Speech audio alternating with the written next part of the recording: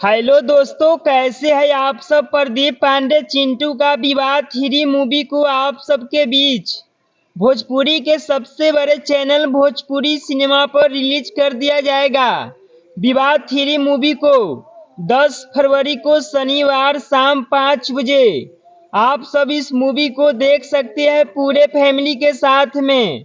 भोजपुरी के सबसे बड़े चैनल भोजपुरी सिनेमा पर विवाह 3 मूवी में नजर आने वाला है प्रदीप पांडे, चिंटू, अमरपाली दुबे, यामिनी सिंह, संयुक्त रॉय, अवधेश मिश्रा, संजय पांडे और भी काफी लोग, जिसके बारे में बताएंगे तो वीडियो काफी ज्यादा लंबा हो जाएगा। विवाह 3 मूवी को आप लोग मोबाइल पर देखना चाहते हैं, आपन पसंदीदा फिल्म देखे खातिर डाउनलोड करी दंगल प्ले ऐप।